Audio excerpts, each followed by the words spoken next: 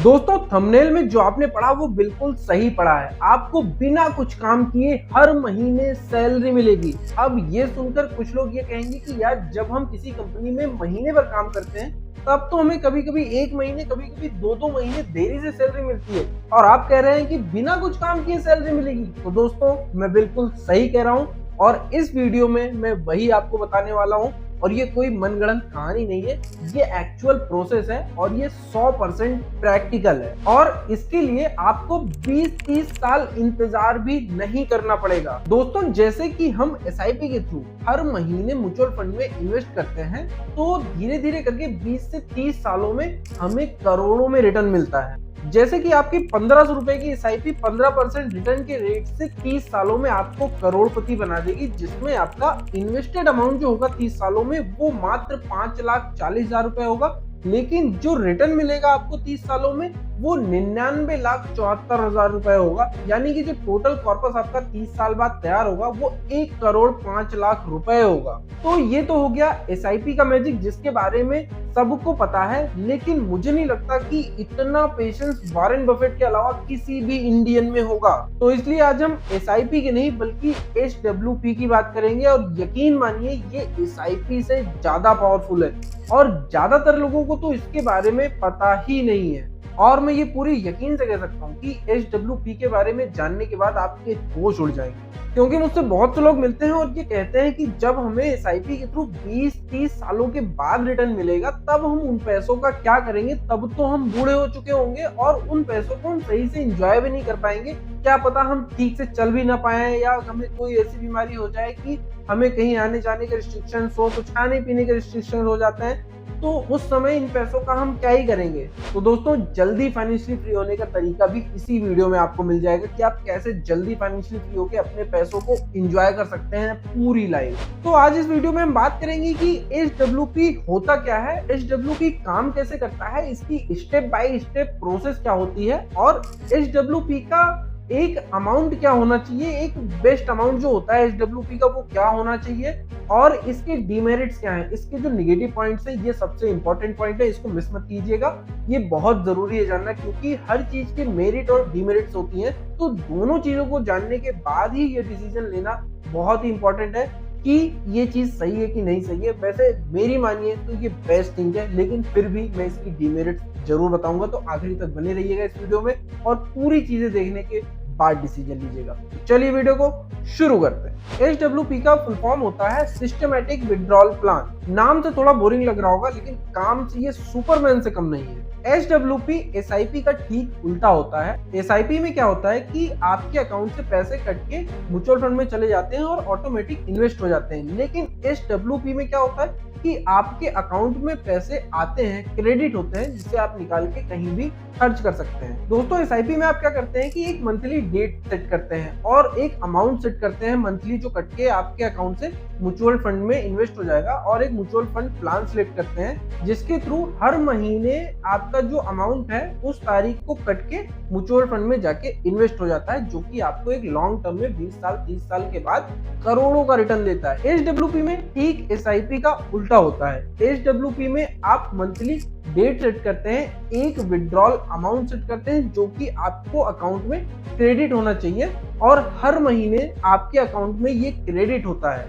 आप इस बात को क्लियर समझिए, एसआईपी में आपके अकाउंट से पैसे कट के इन्वेस्ट हो जाते हैं और एचडब्ल्यूपी में आपके अकाउंट में पैसे आ जाते हैं, यानी कि जो आपके अकाउंट में पैसे आए हैं आप उनको निकाल के कहीं भी खर्च कर सकते हैं, कुछ भी कर सकते हैं, वो अगले महीने फिर से आपके अकाउंट में वापस आ जाएंगे और ये सिलसिला हमेशा चलता रहेगा। 100 साल, 150 साल, 200 साल, 300 साल, जब तक आप चाहें तब तक ये चलता रहेगा। ये कैसे होगा इसके बारे में हम आगे इसी वीडियो में बात करने वाले हैं, तो वीडियो को लास्ट तक जरूर देखिएगा क्योंकि यहाँ मिलती है आपको जेन्युइन नॉलेज, कोई भी फर्जी नॉलेज यहाँ आपको नहीं मिलती है। तो अगर वीडियो सही लग रहा हो तो एक लाइक भी कर दीजिएगा। चलिए आगे बढ़ते हैं। दरअसल हम इंडियंस क्या करते हैं कि प्रॉपर्टी में सबसे ज्यादा इन्वेस्ट करते हैं क्योंकि प्रॉपर्टी में इन्वेस्ट करने के दो फायदे हैं। पहला, प्रॉपर्टी के rate time to time increase होते रहते हैं, समय के साथ वो बढ़ते रहते हैं, और दूसरा उस प्रॉपर्टी से हमें हर महीने एक रेंटल इनकम आती रहती है। लेकिन प्रॉपर्टी में इन्वेस्ट करने के लिए हमें ढेर सारा पैसा चाहिए होता है एक साथ, जो कि 50 लाख, 1 करोड़, 1.5 करोड़, 2 करोड़, प्रॉपर्टी के हिसाब से ये कुछ भी हो सकता है। तो इतना पैसा हमें प्रॉपर्टी में इन्वेस्ट करने के लिए लगता है, और इतने पैसे किसी के पास एक साथ बहुत ही कम लोगों के पास होते हैं। वो गिने चुने 1% लोग होंगे जिनके पास इतने पैसे रखे रहते हैं, और बाकी लोगों को इसके लिए लोन लेना पड़ता है, और फिर उसके बाद ईएमआई का टेंशन। और मैंने हमेशा ये देखा है, जितनी भी मैंने आज तक रिसर्च की है, कि जो आपकी प्रॉपर्टी की रेंटल इनकम होती है वो आपकी ईएमआई से हमेशा कम ही होती है, यानी कि आपको ईएमआई का स्ट्रेस हमेशा बना रहता है। तो दोस्तों, जैसे प्रॉपर्टी में इन्वेस्ट करने पर आपको दो प्रॉफिट मिलते हैं कि आपकी प्रॉपर्टी ग्रो भी होती रहती है, प्लस मंथली आपको रेंटल इनकम भी होती रहती है। ठीक उसी तरह एसडब्ल्यूपी में भी आपका जो कैपिटल है वो लगातार ग्रो होता रहता है, और आपको मंथली इनकम भी बनी रहती है लगातार, हमेशा हमेशा के लिए।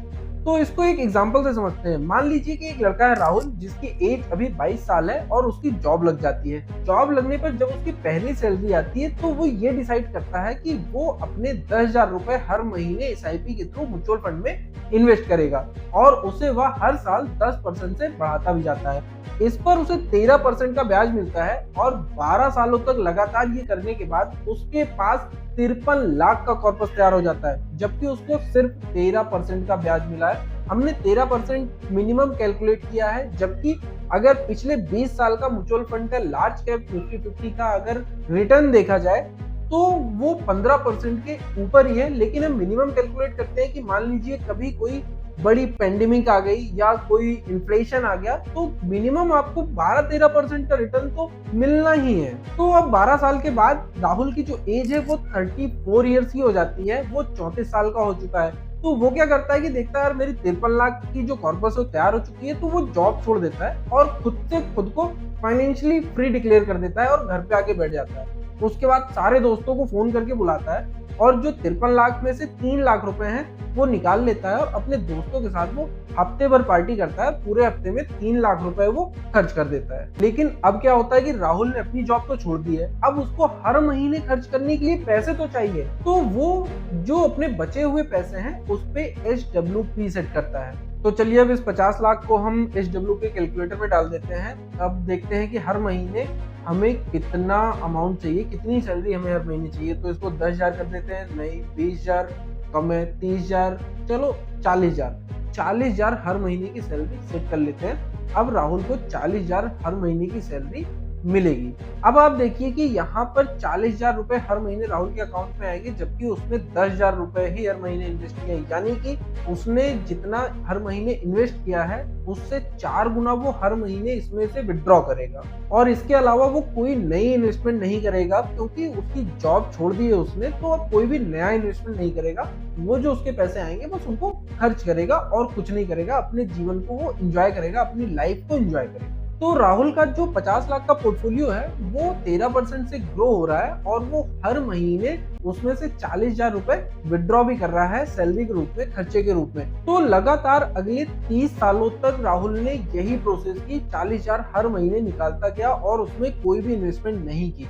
तो राहुल की एज अब 64 साल की हो चुकी है 30 सालों के बाद, लेकिन अभी भी उसका जो कॉर्पस है वो बढ़कर 4.5 करोड़ हो चुका है। एक्चुअली एग्जैक्ट अगर देखा जाए तो 4.66 करोड़ हो चुका है। और ये है एसडब्ल्यूपी का असली मैजिक। जरा सोचिए, राहुल ने सिर्फ 12 साल काम किया और 12 साल में 10,000 की एसआईपी की, जिसे हर साल वो 10% से बढ़ा रहा था। उसके बाद उसने एक एसडब्ल्यूपी सेट किया, और जिससे अगले 30 सालों तक उसने सिर्फ अपनी लाइफ को एंजॉय किया बिना किसी हेडक के। इस समय उसने अपने पैशन को फॉलो किया, जो उसे अच्छा लगा वो किया, दुनिया घूमी और इतने सारे काम किए जो उसको अच्छे लगते थे, बिना किसी स्ट्रेस के। अपनी हेल्थ पे ध्यान दिया, अपनी फैमिली को टाइम दिया, पूरी लाइफ उसकी मजे से कटी। अब बात आती है कि ये काम कैसे करता है, एसडब्ल्यूपी काम कैसे करता है। तो मुझे लगता है कि ये जो मैंने एग्जांपल दिया राहुल का, इसमें इस सवाल का जवाब मिल ही गया होगा आपको कि एचडब्ल्यूपी काम कैसे करता है। एक्चुअली होता क्या है कि जब हम एचडब्ल्यूपी का अमाउंट सेट करते हैं तो हमें ये ध्यान में रखना बहुत जरूरी होता है कि हम कितना अमाउंट सेट कर रहे हैं। जैसे कि राहुल का 50 लाख का पोर्टफोलियो है तो उसने 40,000 रुपए मंथली सेट किया। इस हिसाब से साल भर में उसने 4,80,000 रुपए विड्रॉ किए। अब देखते हैं कि क्या उसका जो पोर्टफोलियो है वो इतना ग्रो भी हुआ है पिछले एक साल में या फिर नहीं हुआ है। अब जैसा कि आप सभी को पता है कि म्यूचुअल फंड जो होता है वो मार्केट बेस्ड होता है, तो हर महीने मार्केट फ्लक्चुएट होता रहता है, कभी कम कभी ज्यादा, कभी 1-2% नीचे होता है तो कभी 1-2% 4% ऊपर बढ़ जाता है। लेकिन जो एक हम एवरेज देखते हैं पूरे साल का, पूरे साल में एवरेज जो आता है पिछले 20-25 सालों का अगर हम देखेंगे तो वो 15% से ऊपर है लार्ज कैप निफ्टी 50 का, जो सबसे सेफेस्ट माना जाता है। लेकिन हम इसको एक मिनिमम लेके चलते हैं 13%। तो ये जो 50 लाख का कॉर्पस है वो 13% के हिसाब से अगर ग्रो हो रहा है तो साल भर बाद, जिसमें 4,80,000 रुपए विड्रॉ भी हो चुके हैं, उसके बाद भी राहुल का जो 50 लाख का कॉर्पस है वो 51,42,000 रुपए हो चुका है, जो कि हर साल ग्रो होता रहेगा। इसे आप मैनुअली भी विड्रॉ कर सकते हैं, लेकिन उसके लिए आपको बार बार लॉग इन करना होगा, बार बार आपको विड्रॉ करना पड़ेगा हर महीने। लेकिन जैसे कि आप एसआईपी में आप डेट सेट कर देते हैं, अमाउंट सेट कर देते हैं, आपका जो इन्वेस्टमेंट अमाउंट है वो अपने आप डिडक्ट होके इन्वेस्ट हो जाता है। ठीक उसी तरह बहुत से जो एप्लीकेशंस हैं इन्वेस्टिंग वाले, वो ऑप्शन देते हैं एचडब्ल्यूपी का। मुझे लगता है धीरे धीरे सभी देंगे, क्योंकि इसकी डिमांड धीरे धीरे बढ़ती जा रही है। लोगों को जैसे जैसे अवेयरनेस हो रही है, लोग इस पर शिफ्ट हो रहे हैं, तो सबको मुझे लगता है धीरे धीरे सभी इसको अपने एप्लीकेशन पर प्रोवाइड करवा ही देंगे। अभी कुछ एप्लीकेशन है जिन पे प्रोवाइड है, वो एप्लीकेशन का आप नाम कमेंट करके बताइए कि कौन से एप्लीकेशन है। तो ऐसे ही एचडब्ल्यूपी में आप एक अमाउंट सेट कर दीजिए, मंथली डेट सेट कर दीजिए, और उस तारीख को आपके अकाउंट में पैसा क्रेडिट हो जाएगा। आपको बार बार अपने पोर्टफोलियो पे जाने की जरूरत नहीं है, बार बार पासवर्ड डालने की जरूरत नहीं है, और बार बार आपको ये याद करने की जरूरत नहीं कि यार कब विड्रॉ करना है कब नहीं करना है। तो ये एक सिंपल सा मेथड है। आप अपना रिटायरमेंट एंजॉय कीजिए, आपका पोर्टफोलियो अपने आप ग्रो होता रहेगा। दोस्तों, सबसे इंपॉर्टेंट चीज ये है कि आपको कितना एचडब्ल्यूपी अमाउंट सेट करना है, क्योंकि जो अमाउंट आपने सेट किया है, अगर आपने वो अमाउंट गलत सेट कर दिया तो आपका जो पोर्टफोलियो है वो ग्रो होने की बजाय कम होने लगेगा, और धीरे धीरे कम होते होते वो एक दिन जीरो हो जाएगा, जिसके बाद आपकी मंथली सैलरी आना बंद हो जाएगी। और दोस्तों, ये एचडब्ल्यूपी जो है वो कोई नई चीज नहीं है, ये बहुत पहले से चली आ रही है। एक्चुअली लोग क्या करते हैं कि वो पूरी जिंदगी काम करते हैं और पैसों को बचा के रखते हैं, और इतना नहीं बचा पाते कि उनके बुढ़ापे में काम आ पाए, या उनकी जिंदगी में जब उनके पास जॉब ना हो तब काम आ सके, क्योंकि उनके पास सही नॉलेज नहीं होती है। और जिसका नतीजा क्या होता है कि जब वो रिटायर होते हैं या जब उनकी जॉब चली जाती है तो उन्हें किसी और पे डिपेंड होकर अपनी जिंदगी बितानी पड़ती है, जो कि बहुत ही स्ट्रेसफुल लाइफ होती है। आप अपनी मर्जी से कुछ कर नहीं सकते, आप अपनी मर्जी से कहीं जा नहीं सकते, आप अपनी इच्छा अनुसार कुछ खर्च नहीं कर सकते, बहुत सारी लिमिटेशंस होती हैं। और ये सिर्फ इसलिए होता है क्योंकि उन्हें सही समय पे सही नॉलेज नहीं मिली है। मेरे हिसाब से ये नॉलेज सबको स्कूल टाइम पे ही मिल जानी चाहिए, क्योंकि जब हम छोटे होते हैं, बच्चे होते हैं, उस टाइम से जब हम ये चीजें सीख जाते हैं, तो जब हम कमाना शुरू करते हैं तो हम ये प्लानिंग भी साथ साथ शुरू कर सकते हैं। लेकिन मैंने देखा है कि लोग रिटायर हो चुके हैं और अभी तक उनको इसके बारे में पता नहीं है। सोचिए कितनी बड़ी बात है, उन्होंने पूरी प्रोफेशनल लाइफ, पूरी जॉब करके पूरी लाइफ निकाल दी, लेकिन उनको फाइनेंशियल प्लानिंग ही नहीं पता है, और रिटायर होने के बाद वो एक स्ट्रेस भरी जिंदगी बिता रहे हैं। क्या उन्होंने पूरी जिंदगी इसी स्ट्रेस के लिए काम किया था? नहीं।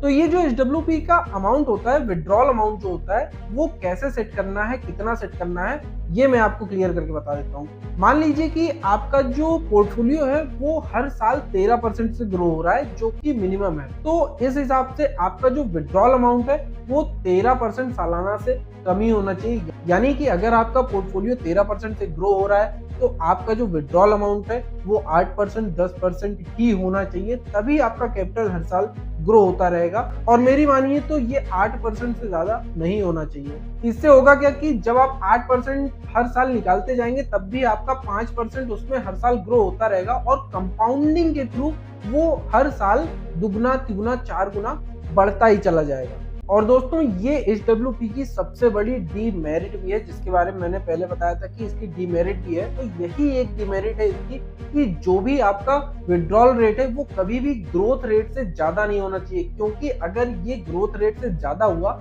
तो आपका जो पोर्टफोलियो है वो धीरे धीरे कम होते होते एक दिन जीरो हो जाएगा और आप फिर उसी कंडीशन पे पहुंच जाएंगे जब आप जॉब जाने की कंडीशन पे पहुंचते हैं कि आपकी जॉब चली गई, आपकी रिटायरमेंट हो गई, आपकी कोई सेविंग्स नहीं है और आपको किसी और के ऊपर डिपेंड होना पड़ेगा। तो ये चीज को हमेशा ध्यान में रखिए कि आपका जो HWP अमाउंट है वो आपकी ग्रोथ रेट से कम ही होना चाहिए, चाहे वो 1% ही कम क्यों ना हो, क्योंकि अगर वो 1% से बढ़ेगा तब भी वो कैपिटल आपकी ग्रो होती रहेगी और आपको मंथली सैलरी हमेशा आती रहेगी जब तक वो अमाउंट आपके पोर्टफोलियो में पड़ा रहेगा, चाहे वो 100 साल हो, 150 साल हो, 200 साल हो। अब 200 साल तो कोई जिंदा रहता नहीं है, लेकिन उसके बाद आप ये अपने बच्चों को ट्रांसफर कर सकते हैं, उनको भी एक बना बनाया पोर्टफोलियो मिलेगा और वो अपनी जिंदगी में कुछ अलग कर सकते हैं। और फाइनेंशियली फ्री होने पर आदमी का दिमाग सही चलता है, वो अपने लिए कुछ अलग प्लान कर सकते हैं, अपने पैशन को फॉलो कर सकते हैं और ऐसी अनगिनत चीजें हैं जिनके बारे में हम आने वाले वीडियोस में बात करते रहेंगे।